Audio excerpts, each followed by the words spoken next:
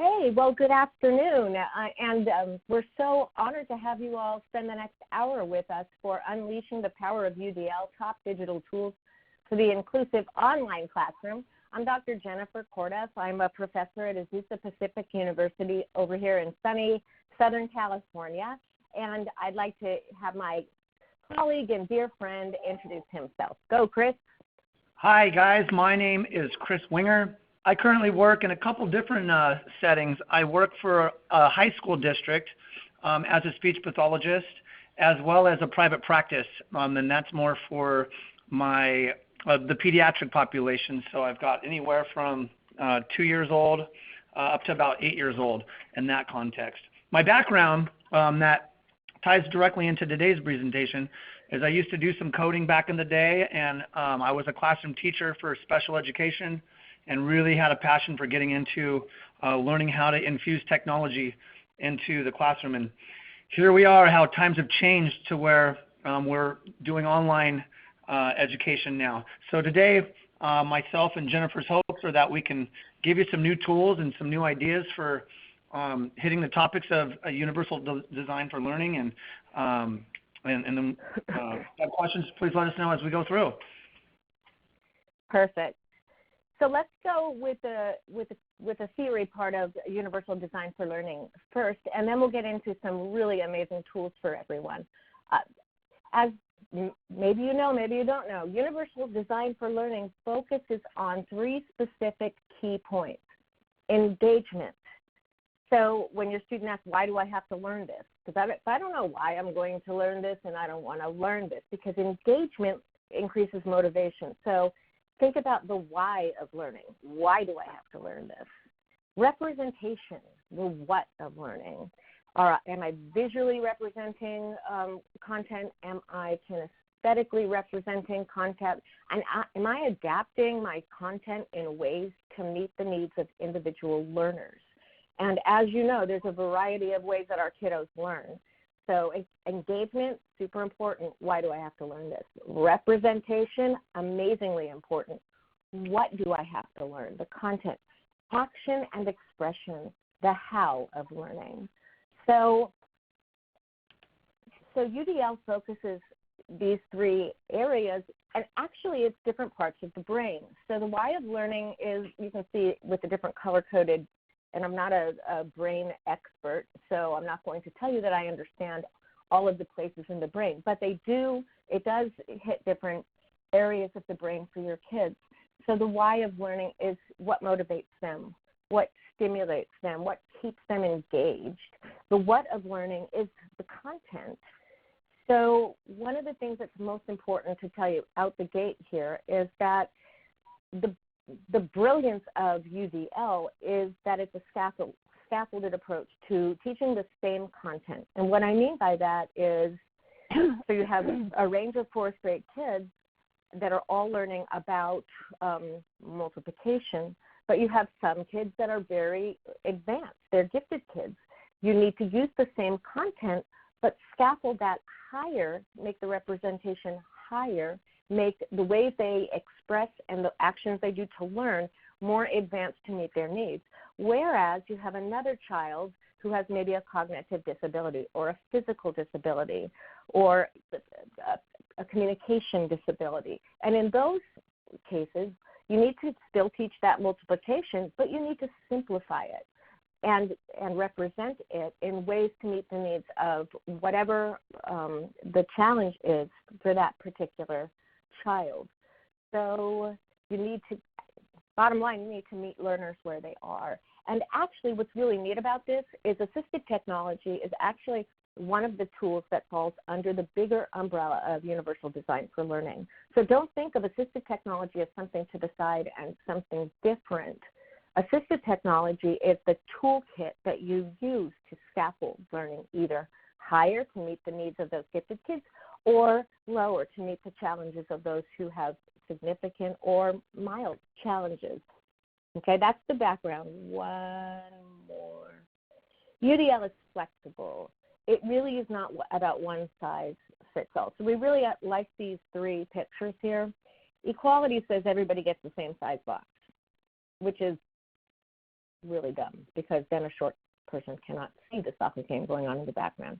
Equity represents as everyone is the same height, so the box sizes have changed. Accessibility, you see how the fence turned into a gate?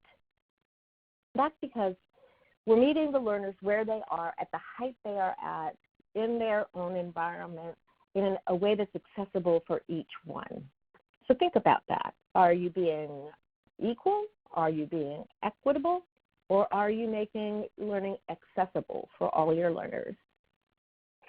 Absolutely, and I wanted to share a quick story that someone had told me, and I thought it was a pretty good tie-in to the concept of that not one size fits all. And it was this story of these kids who had a snow day where at school the janitor was shoveling off the snow off of the stairs, and next to the ramp was a child in a wheelchair, and he said, "Excuse me, sir, can you shovel off all the snow here on the ramp?" And he said, "Well, I'm shoveling off all of the stairs first, and then I'll get to you." And the boy says, "Well, if you just shovel the snow off of the ramp, we can all go up the ramp."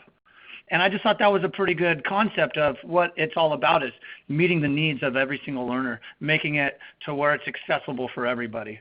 And so that kind of ties right into the concept of UDL as well. So I'd like to share my screen briefly, and so I can show you what we've created for you. I'm going to start with this one here. You have this, if you've registered for this webinar, and obviously you have these awesome resources now, and they're embedded into the presentation, which will be sent out to you at the end. But I wanted to take a minute to show you we have spent significant time going through our favorite resources for meeting the needs of all learners through universal design for learning, and then also bringing you some really interesting and important teaching tools for teaching online during the pandemic. Chris and I are very grateful to be able to present a webinar right now because we feel like it's really timely for you. So as the world transitioned to all online learning, it was especially challenging for the special education teacher because that's not the usual mode for them. Neither it is the usual mode for some of our kiddos. It's hard. It's really hard. So we've been going through and gathering the best of the best, and we've put them into two separate handouts for you today. So I'm not going to take too much time on this because you can look at it at your leisure, and we're going to get some hands-on stuff done for you. But I did want to show you that we found several Twitter handles that were really up-and-coming, top-notch tweeters who are really practice UDL wonderfully and are relevant. And then I want to show you just briefly, Chris, I hope you don't mind, this awesome websites due to school closure, and they're free, okay? These things are free to you. So it's just, the list goes on and on. So we hope that you find these two resources really useful. That resource, as you, and I was going to share. Yes. Absolutely. Okay. That last resource too, it covers a lot of different websites that will target UDL. We're going to talk about a couple of them today, but get a chance to go in there and explore. I've got a couple links on the bottom for some really cool things to do with Zoom, which I'll show you here in a short time. The nice thing about all of the ones here is I was getting some list of websites that literally were a list of 500 different websites to check out. My brain can't handle looking at that many, so I went through the ones that I've been familiar with over the years and checked out some new ones and compiled a list of keeping it to a minimum of the ones I think are the most effective as we go through, the transition on online education here, distance learning. Yeah, because I just think it's daunting when you get a list of 300 to 500 different links. So this will really eliminate the need to have to do the search. So check that out. The nice thing too is these offer free subscriptions during this time. So many of these companies have an extended time frame on their trial periods for the duration of distance learning. So check that out. Absolutely valuable. And Loom, it's at the bottom of the screen here. I just want you to know, Loom Pro is free for teachers, and it's not just free during COVID-19, it's free forever.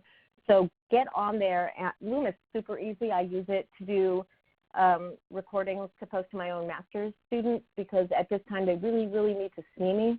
It's easy to do a 2-3 minute video. I do that once a week for them, and I've got a lot of good feedback because they're like, Dr. Courduff, I just need to see your face, because they're frightened, and your students are frightened too, and they need to see you. So I highly recommend Zoom because you just click on the link. I think, Chris, you're going to demo that one too, right? Absolutely, yeah. I'll give a couple minute cool. demo on that so we can talk about it. Right. So let me go over the rest of the resources so we can get on to the hands-on part, just real quick. So, CAST. You have a link to this, the top 5 UDL tips for learning environments, all here. There's a link in that resource just for you.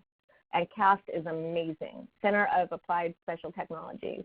They are pretty much your go-to resource for all things related to universal design for learning. They have UDL at a glance. They have embedded videos, complete with sign language. They've got all kinds of lesson plans and ways to get to contact people. They're just amazing. One of the most important things as you're thinking about your transition to online instruction and also your using UDL is this website. It's also in your list of resources. The most important thing for you to realize is to keep it simple. Really, really slow down. So as Chris was saying, there are literally hundreds of resources right now for teachers and students out there, and it's easy to get overwhelmed and shut off your computer and just throw your hands up and say, that's it, I'm running packets. It's really easy to do that. I have several teachers that I'm working with that have just thrown up their hands, and they're good, they're wonderful, wonderful, well-meaning teachers, but it's really overwhelming. So what I want to say is do one thing. Look at the list of resources and try one thing each week, not even each day. Try one thing with your kids. Try making a video. Try making an audio with screen capture. But keep it simple, breathe a lot, and do one thing. Because once you get overwhelmed, you're done, and it's not worth being done. This can also be a great opportunity and a super exciting time if you want to embrace it that way. And that's really the way we should all be embracing it.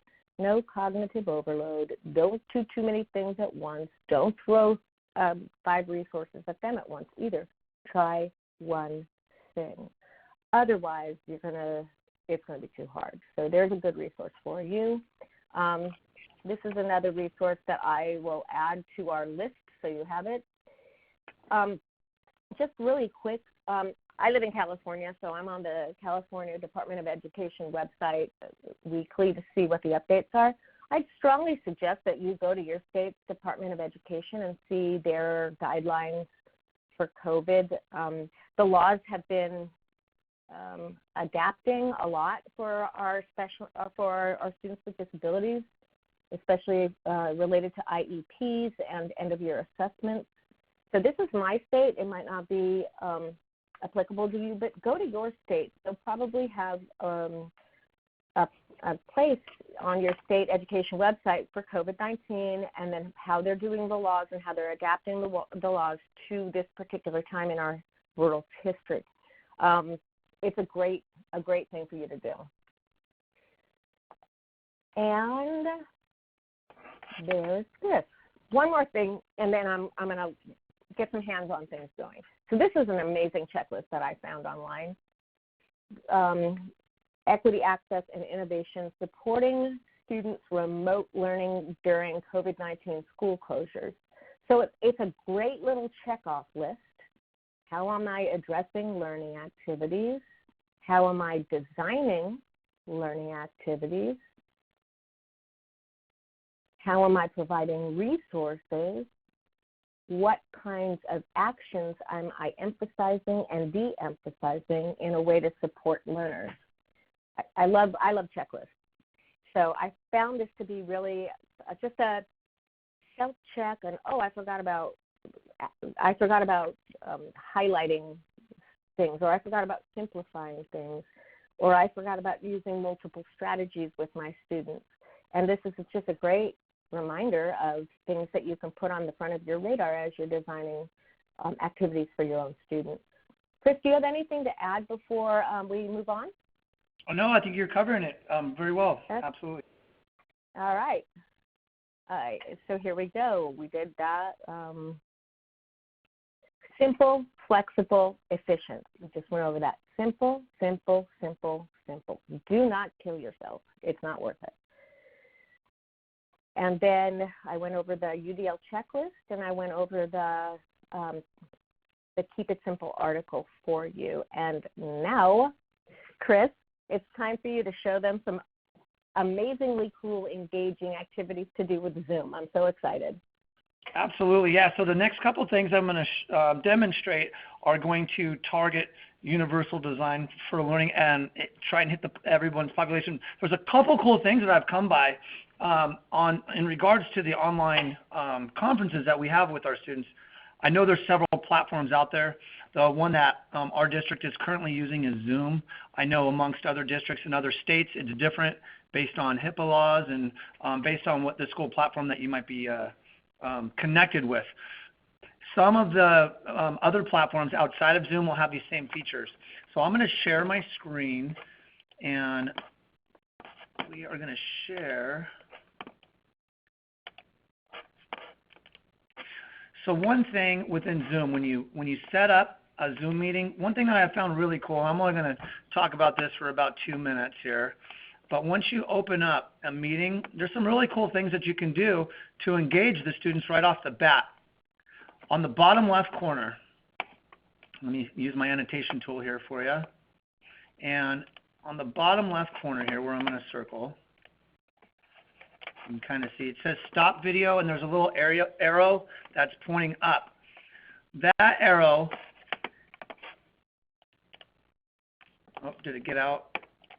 I hit the wrong button. Share desktop. That arrow, you can have choose virtual background. And so that's what I did, was I set a different background. The nice thing about the virtual backgrounds is it engages conversation for the students right off the bat. So for example, I can use a Simpsons virtual background, and when the students chime in, it automatically gets them to elicit language. It gets them to express themselves. It gets those kids who typically wouldn't want to be verbal to be more verbal. And you can say things such as, what picture do you see in the background? What cartoon is this from? They might say The Simpsons. If you say, okay, can you name some items in the room? They would label things, and they would say the lamp, there's a couch, there's a picture hanging on the wall, there's a telephone, and you could say, yeah, look at that telephone. Is it any different than the ones that we use today? I mean, really, there's so many opportunities. You can talk about the characters and say, what are the characters in The Simpsons? And they can say, well, we've got Homer and Bart and Marge. You say, yeah, describe Marge for me. What does she look like? What are her prominent features? Tell me what's up with her hair. You know, hopefully they'd say it's tall, it's blue. So these are some really cool things that you can do.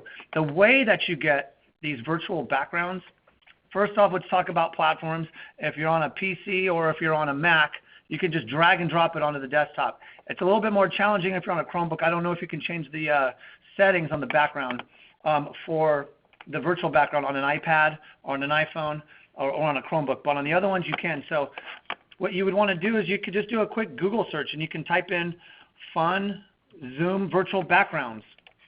Click on the link of what's available out there, and it'll come up with just a variety of different backgrounds for you that you can choose from. The Office, you can get all sorts of things. Beach scenes, you can get it from Disney movies. You can get Marvel Comics, Jurassic Park. I've got a variety of them, but again, the nice thing about it is it'll elicit language. So I'm going to jump back over here, put myself in Jurassic Park. I could start off also by providing props. So I can have maybe a hat that would be appropriate. I could put on some sunglasses and wear props during the engagement with the student. So if you get an opportunity to change that background, that's one really fun thing that you can do on Zoom. And I believe you can change the backgrounds on some of the other online conferences as well. So check those out. Chris, wait, before you go. We have a question. Christina asked, Kevin asked, can you download backgrounds? Okay, so on the backgrounds, let's jump back into here where it says download. So once I get to find my fun, customizable backgrounds, so you have to Google, so what you're saying is they have to Google funny backgrounds for Zoom, right? Yeah, just go into Google, and then so let me pull one up for you. So let's go to this first link, and what you're going to do is just click on. So the nice thing about it is that these pictures are optimized for the background. You can't just put any picture in the background because of the pixelation and the ratio. It'll make it really distorted. So that's why you want to Google fun virtual backgrounds. And then once you find them, you just click on it, and you can drag and drop them onto your desktop. So like, for example, if you wanted this one of The Rock from Jumanji, that one's optimized for Zoom background. So you take it and drag and drop it onto your desktop if you're on a PC or a Mac. And then, so that will put it... PC or Mac. And one, Christina is asking if you could share your picture of the functional grocery store. Oh, the functional grocery store is actually a different, that was, that's from Boom Learning, and those are digital task cards for students. That's something separate than the background. I bet you could Google and find one, though. Couldn't you? If you, again, yeah, if you could put a different background there. So if you wanted to do the grocery store picture of the background, due to fair rights use, you can use them as long as you're not selling the images that you copy from Google and that you're using them for educational purposes within this. So yeah, you could type in grocery store, and then you can go to your images, and then when you're within your images, if you wanted to get this aisle one right here with a grocery store, drag and drop that onto the desktop. And then you would go back into your virtual Zoom meeting. On the bottom left where that arrow is by stop video, it says choose virtual background. I'm going to choose virtual background. And then now I'm going to hit that plus sign where it says add image or video. So I'm going to add my image. And then it's going to, I can select the one. So that one of The Rock is on here. And then that would put it right in the background. See how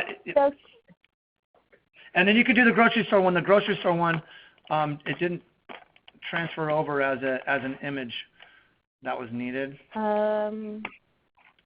But that's how you would do it. Thank you so much. Some districts are banning Zoom in their states, Chris, and so they're using Google Meets, Google Hangouts, and Outlook. And can these backgrounds be incorporated into those resources? We might have to actually investigate that for you.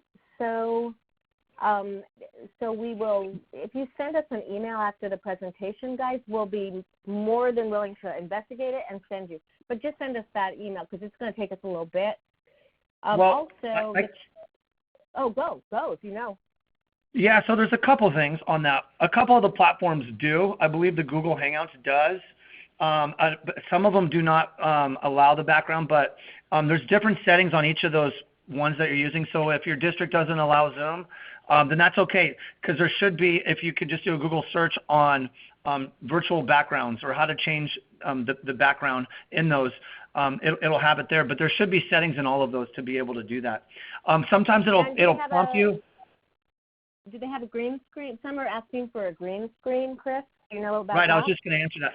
So the green screen, if it prompts you on the green screen, that might be because you have an older version or of a computer, or you will need to update the iOS, the operating system within what you have. Because if it's prompting you to have the green screen, sometimes you can just skip the green screen part and you won't need to use that, and you'll still be able to use the virtual background. But if it continues to say use the virtual or the green screen, then that just means that you'll need a newer operating system for that. Cool, and hopefully that will answer all those questions. I'm going to jump into the Loom platform. So I'm going to share my screen again, and we're going to come over to, let me close this out, Loom.com. So as Dr. Courduff mentioned, the nice thing about Loom is that it's free indefinitely, which is really cool. Essentially what it is it records your screen, and you can use it for a variety of things. It's really similar to Screencastify. Screencastify will give you 5 minutes, and then after that, you'll have to pay a fee. And on this one, the layout's just slightly different, but you can record a very long video, and you can use it to however you need. So you can annotate the screen. I'm going to give you an example. So with my students in Google Classroom, I'll record a quick hello video. So on the right, when you go to Loom, it gives you these features, as you can see.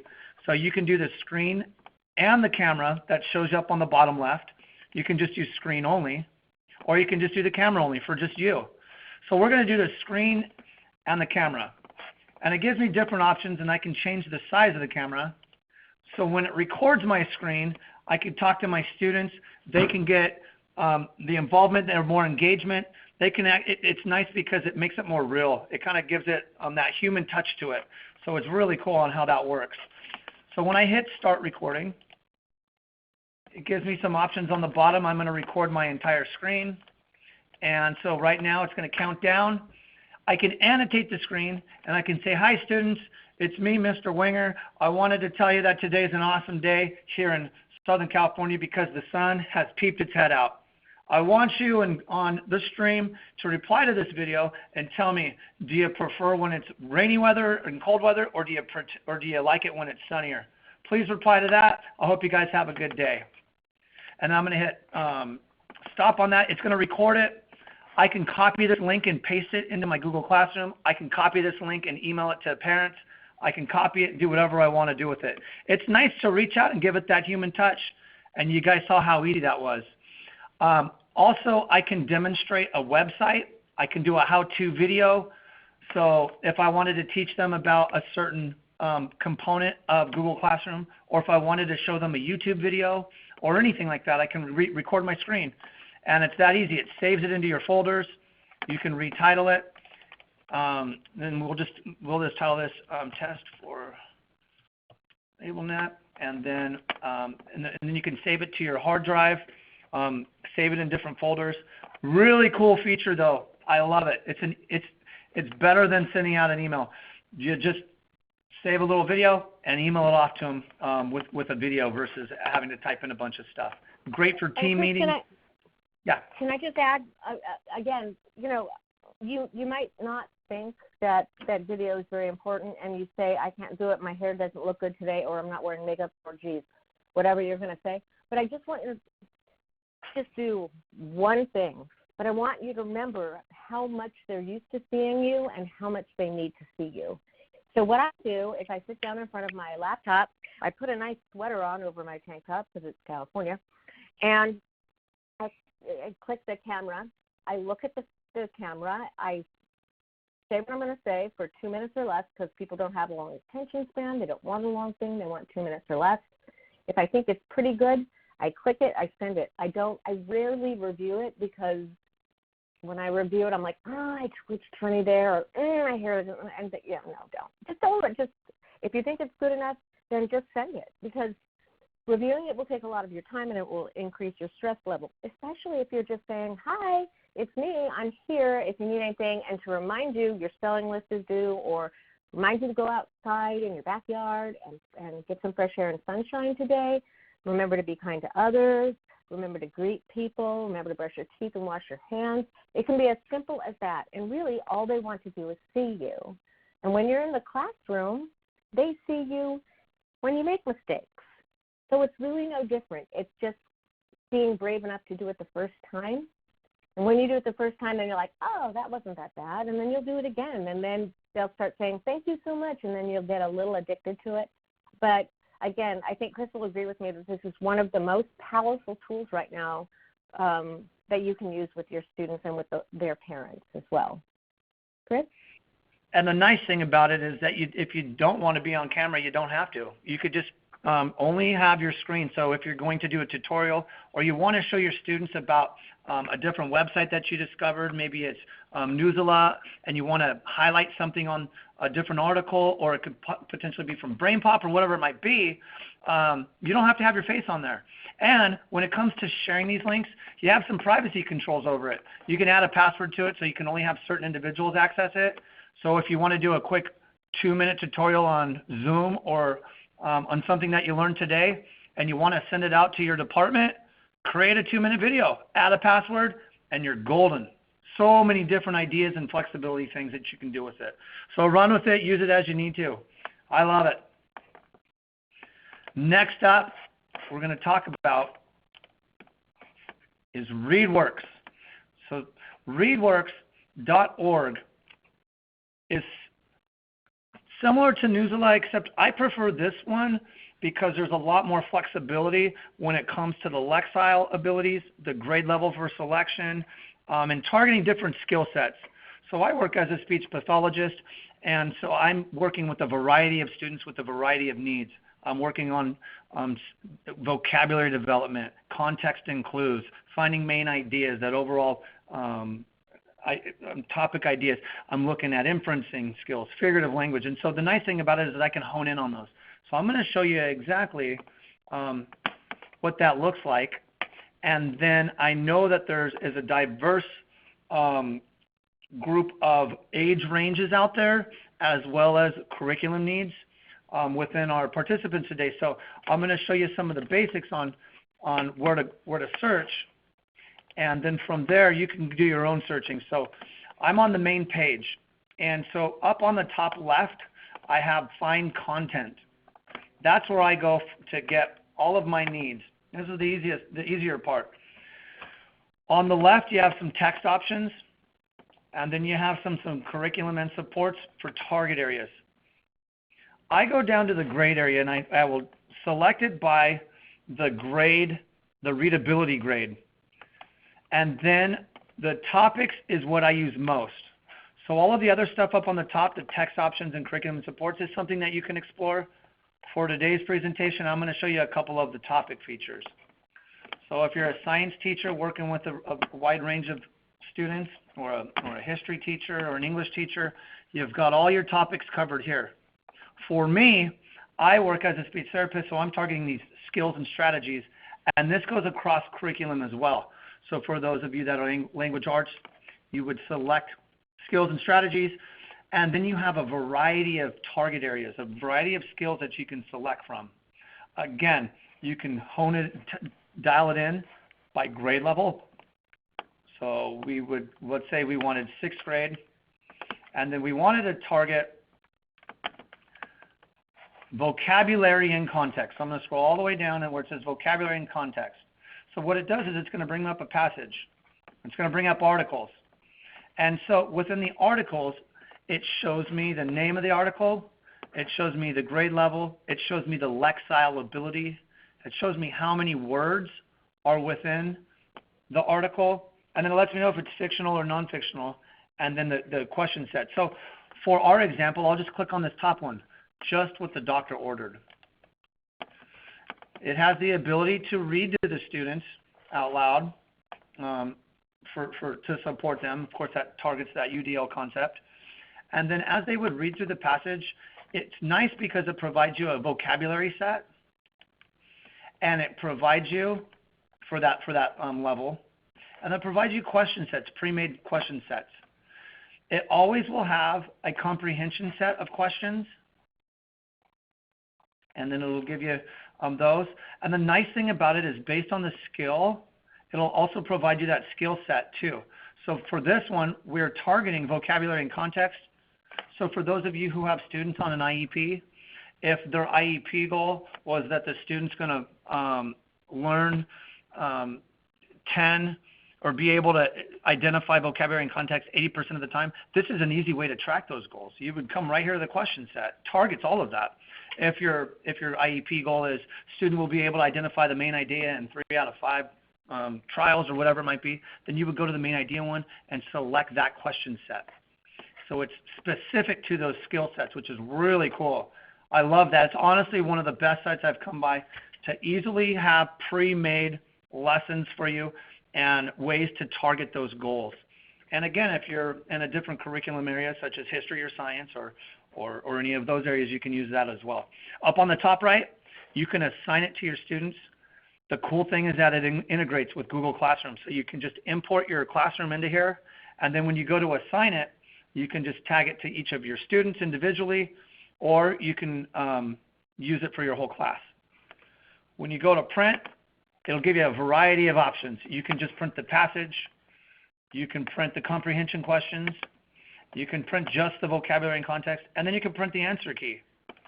Honestly, that's the best part too, because sometimes when we get on these websites and they give us the questions and we're supposed to work with the students, but they don't give us the answer, and then it's like we get confused sometimes on them. To be honest with you, I've had to go through that. So it's nice just to have a way to look at things in advance before you work with the students. And I just love this site. And then so there's a lot of other areas on here that you can explore. One other really neat thing on it is that they have a new updated social and emotional learning component that they've added within this past year. So if you see social and emotional learning, SEL is big right now. And this is just a great way to hit those kids' needs, because they've transitioned from a completely different setting to now having to be at home 24/7. So these targeting the emotional needs of our students and those self-regulation skills, you can come and maybe use some of these articles and examples that they have here that are built within. So again, really cool and easy way to have pre-made lesson plans that are, you don't have to print the materials, easy way to integrate with Google Classroom, and it hits a variety of needs. So that is reidworks.org. I love it. We're going to jump back over here to our next one. Hey, Chris, is Reidworks free? And it's free. Okay, so as we move on to the next couple ones, everything that I'm going to share today is free indefinitely. This was free before school closure. And so these websites, I'm all about free. Yeah, me too. Hey, a couple more questions before we move on. So Loom, the basic plan for Loom is 25 videos, but Loom Pro is free for teachers forever, and so there'll be an unlimited amount of videos you can share there. So that answers that one.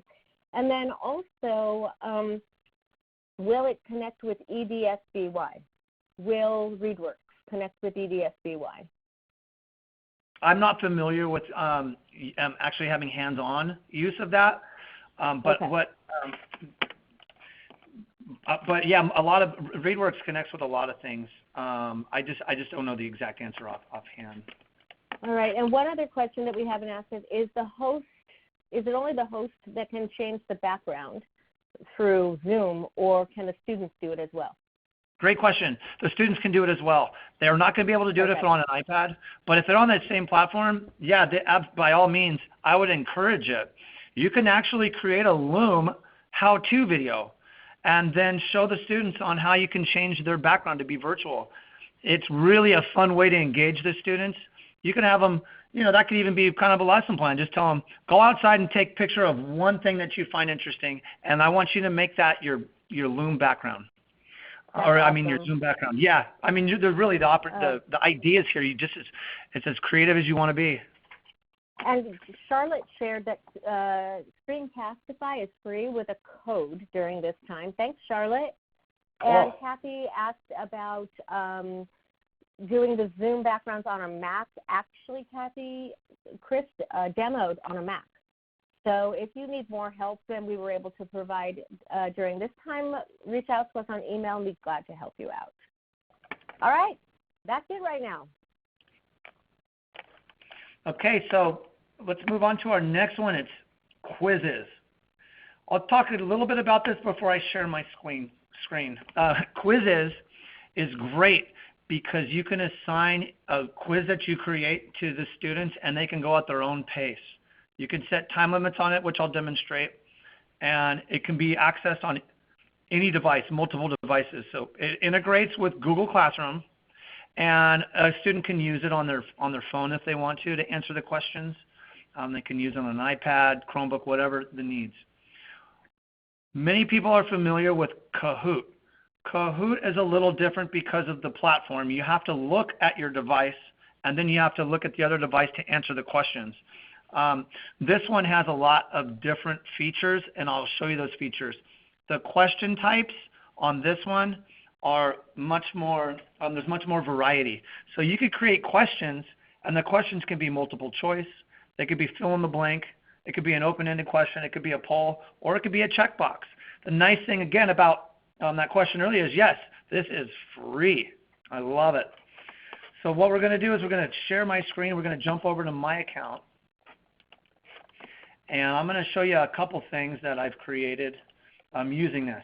So when you're on here, I'm going to show you, so you can type in, there's already thousands and thousands of things, of topics. So again, whatever curriculum you're teaching, you can come and type it here. If you're an English teacher and you're working on the novel of Mice and Men, then type of Mice and Men in there, and there's going to be a story about that. If you're working with younger ages and you just read the story, A Tale of Two Beasts, you could, let's type that in, A Tale of Two Beasts. You pop that in, and there you go. There's a quiz already made for us. You can take these and save the quiz just like you can in Kahoot, and then you can edit them to make it yours. The nice thing about it is that the answers can be pictures. The answers can be multiple choice. The answers can be fill in the blank. So let me show you exactly what that looks like, and then I'll show you how to create it. I created one yesterday with one of my students, and it was called Find the Category. So I created one using a variety of question marks. And within this is what it looks like. So when we play it, it'll pop up, and it will go through the questions at the student's own pace. You can put a 30-second timer on it. You can put a 15-minute timer on it. So we're targeting categories. So this one, the student would have to identify what the answer is. It tracks your data. I usually, when it comes to tracking, will either do 10 or 20 questions, so my data is easy to collect for IEPs. Here's a fill in the blank. It gives you a nice, clean picture. All I did was pull that off Google. Again, I can use it because of fair rights use by not selling it, using it for educational purposes. And then it'll come up to another question. Students go at their own pace. And then I can have multiple choices, so it doesn't have to just be one, which is really cool. So which two are birds? Got a duck and a crow.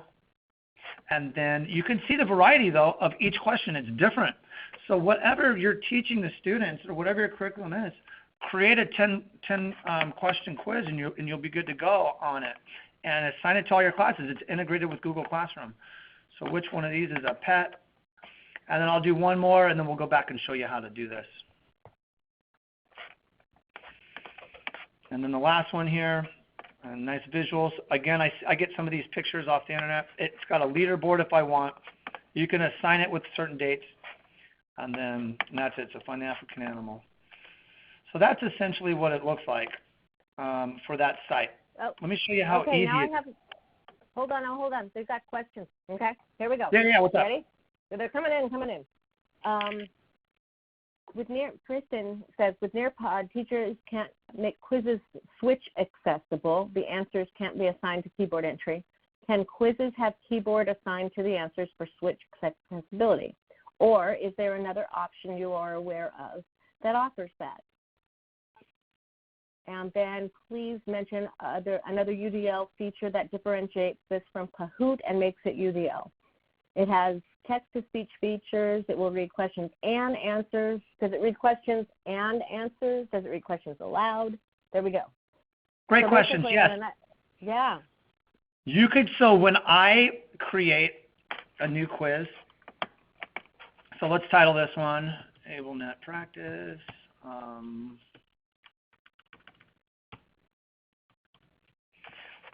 We're going to put it in a category. And then when I create a multiple choice one, where it says media, I can add audio.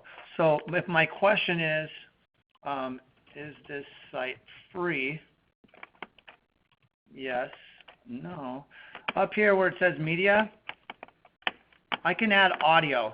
And I can record my voice to read the sentence. So now I'm meeting the needs of those students who have print disability, or those who have difficult time reading. I hit those students with dyslexia, and those ones who have that need. So that's a really cool thing.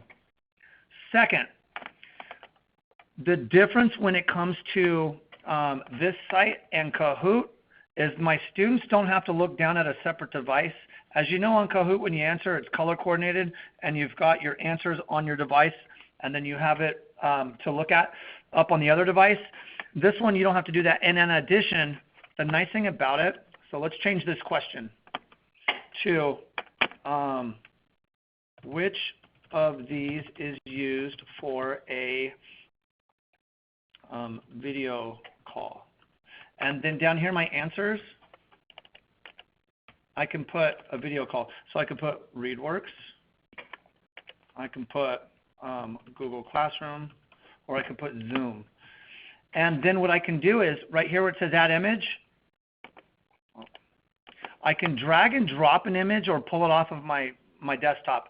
So now the way it's UDL is that I'm meeting the needs of the students who can't read again because who can't read or have print disability. Their answers are now picture-based. You can't put picture-based answers in Kahoot. So that's huge. That's like a major, major difference between the two. When you have a variety of options for how you're going to ask the question, and you can actually have the answers be picture-based. So as you saw in that example I used earlier with the question that said pick the two that are birds, and it had my answers be pictures, that's a major difference rather than it just being text. Much more engaging as well.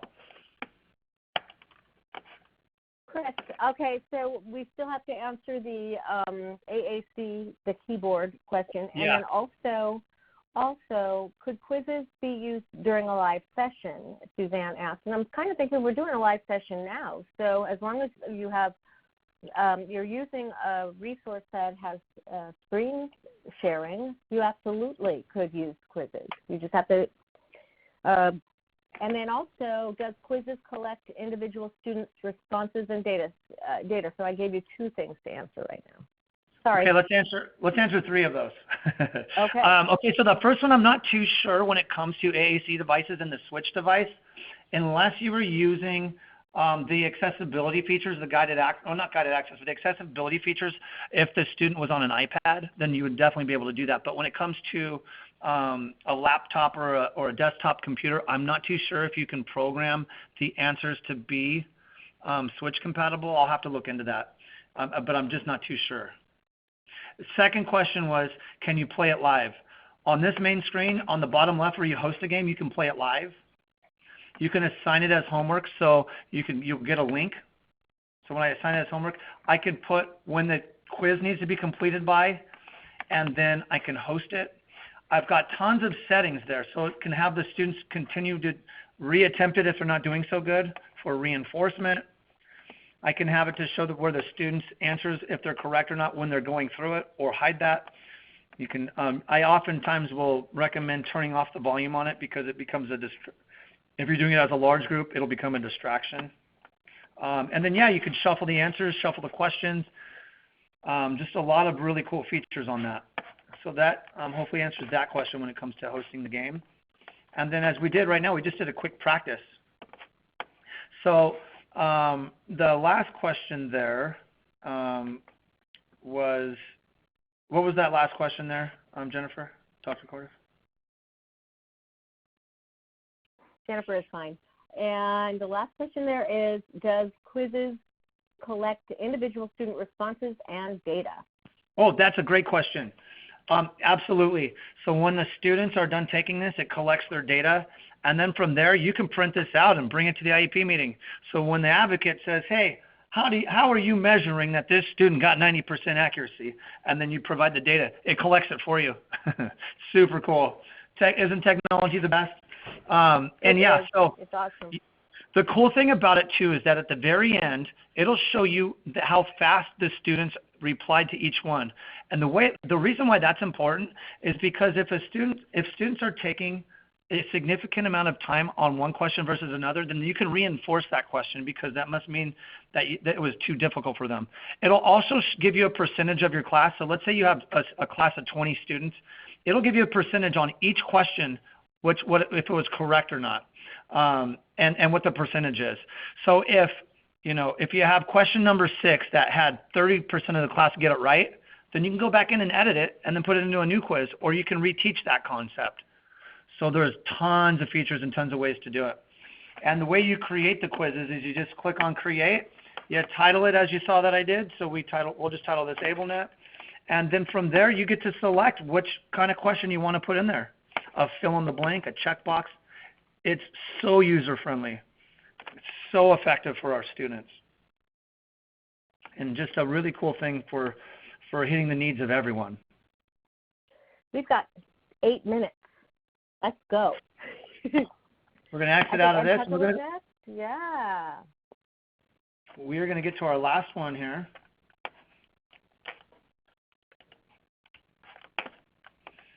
And then, so on our last one, when we come back here, the very last thing we're going to talk about is EdPuzzle, and we'll just go through this real briefly since we're running out of time a little bit. The nice thing about EdPuzzle is it's a website where you can take YouTube videos and other videos, and rather than just having the students watch the video, you can make it active, so you can add questions to it. Really cool stuff. So again, we're bringing in that comprehension, and we're hitting all the students' needs. And building on that visual, all these kids are visual learners. So I'm going to share my screen. And when you get to EdPuzzle, it's free. The paid version on this one is going to have a couple more features where you can speak over it and you can do a couple more features. But for example, I can create so I can go to YouTube and I can search videos on YouTube. I can talk about math concepts. I can talk about what's current. Whatever YouTube video is on there, I can make it an active link or an active video. So there's this video that I use sometimes with my students from Trolls, and the video is Party Pooper. So here's a Party Pooper scene from YouTube. What I want to do is I want to add in some questions to this video. So on the bottom right, where it says edit, I can now edit this video. I can trim it from the beginning or the end if the video is too long. This one's about a 3-minute video. And as it goes through, I can add questions. And so what I'm going to do is I'm going to click on questions up there. I'm going to hit play. And then, of course, it's got an ad. So in 10 seconds, I'll talk as this ad moves through because it's connected to YouTube. It's also connected to TED Talks. It's connected to National Geographic and other educational sites as well, which is really cool. Really great. Good job. I could hear you from a mile away. Good. I was worried we weren't projecting enough. Poppy, if I can hear you, so can the Bergen. Okay, so now we can ask a question, and I can make it multiple choice. So when I send the link to the students or post it to Google Classroom or whatever other means, if you email it to them, these questions will automatically pop up, and it'll prompt them. And so my question right here can be, how does Branch feel in this scene? And we can multiple choice it up. He feels bothered, and then here's my answer, yes, and then the next question can be happy, and the answer is no, and then you can continue excited. So you can add up to 5 questions on this. I hit save, and now what I've done was I've created a video with questions. At the end, up on the top right, I'll hit finish, and then I can assign this to my students. So we'll click on that. And then here's my public link. I can copy my public link and email it, attach it to Google Classroom, or it's integrated again with Google Classroom. So I can pick a class and assign it to all the students. It's highly engaging and it's highly interacting, and I encourage you to explore it. It's free for educators. There's a paid version on it as well that'll give you more options to edit the video, but for our sake, you don't need those features. Are there any questions on that one? I ran through that a little quickly, but hopefully you can go back, watch this, and the best and most effective way is whatever the needs of your students that you have are, go in there and explore to see about meeting all those needs or whatever your needs are. I highly encourage you to explore all of these things. Yeah, that's the most effective way about it. Meeting needs. So let's go back. Oh, thanks, Chris. This is awesome. You are awesome. And now we're moving on. So, like 4 minutes. Okay, so real quick, I'm not going to get into much more theory, but community of inquiry theory is something I use in my online teaching because it's just amazingly practical. I'm going to go back to the slide I'm meant to be at. So, it does not want to. Okay, let's try again. There we go. Yeah, high levels of teaching presence, cognitive presence, and social presence in an online situation. And it sounds daunting. It truly does, but it's not. They want to see you as their teacher through video, through audio, through screen capture, through interactive things. They want to see you. They want to know that you're there. Super important. Up, one more. Let's try again. Oh, it's just going slow. All right. Then cognitive presence. They want to be connected in with that content. Cognitive presence sounds like a big fancy thing, but no, it's not. It's looking at content through different scaffolding, through using UDL principles, using those principles to scaffold up or scaffold down so the content is accessible and engaging and motivating for those kiddos. And social presence. Right now they're all isolated. They're in their own homes working, and they're not in that classroom setting where they're used to being. And so if you can create a sense of social presence among your students, like Chris was saying, with EdPuzzle or with quizzes or with Kahoot or any of those things where they feel like they're a team working all together, it is a great learning platform for your kiddos. Teaching presence, cognitive presence, and social presence. Not a bit, it sounds scary again, but it's really not. Once you start, just put those three things on a piece of paper on your wall as you're working with your students. Okay, I need to have high levels of teaching presence. I need to make sure that they are accessing the content using strong UDL strategies, and I need to make sure that they know each other and you are there for them. So that's that. Do what they like to do. Use gaming. There's a whole bunch of amazing resources through Xbox Connect, through their mobile devices. Use social media. Use anything that will make them more engaged and motivated to be there with you. And we don't have time for this, but I'm gonna make time. So sometimes, Chris and I'm used to sitting in front of my laptop many days a week and not standing and moving around in a classroom. So the transition to online wasn't difficult for me, but I know for many people it's really difficult, and they've never sat so much in their lives, and they feel alone in their house and everything. But one of the things that when you're typing all day, responses to students, it gets to be really exhausting. So I'm going to do this really quick, but this is my favorite tool right now.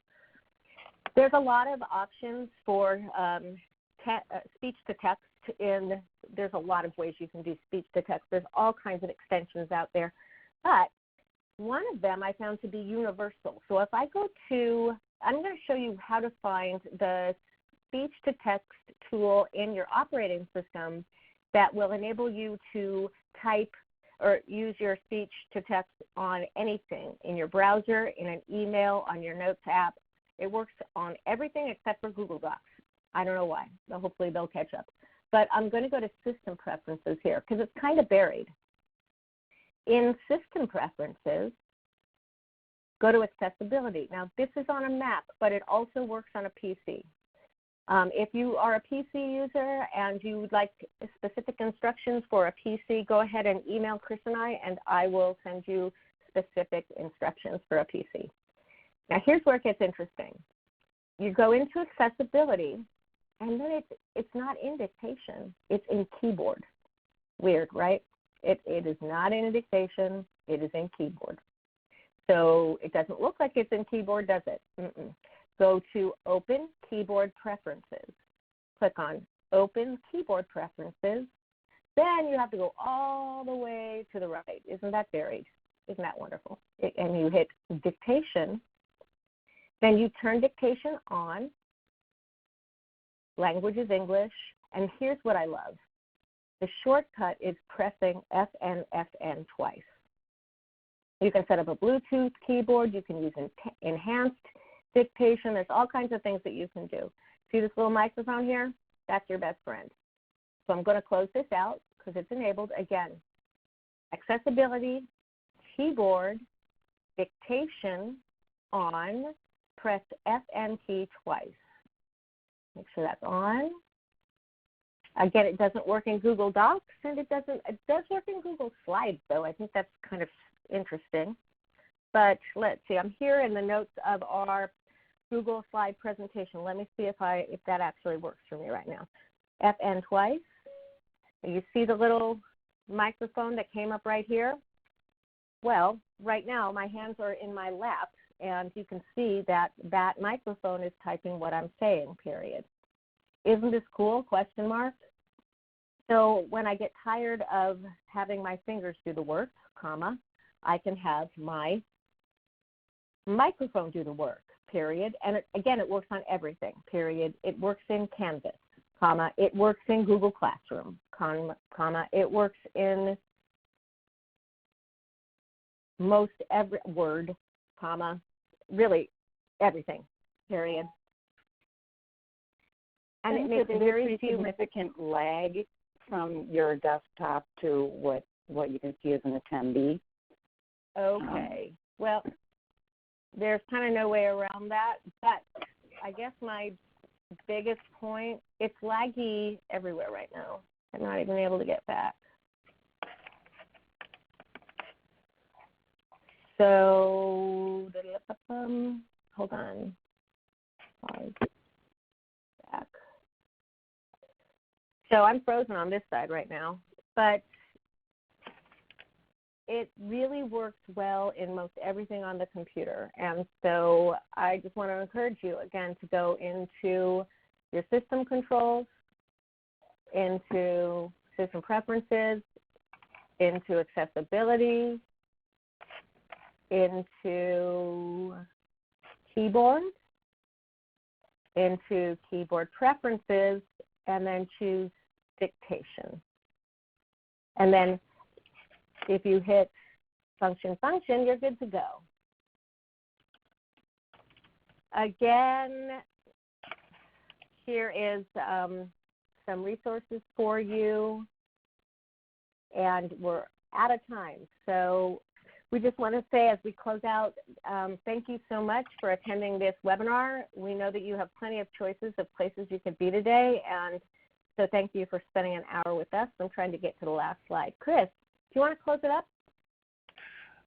We definitely appreciate you guys attending today. Hopefully that you have some new tools out there that you can use. And if you have any questions, follow up with us. And that's all I have to share on my end.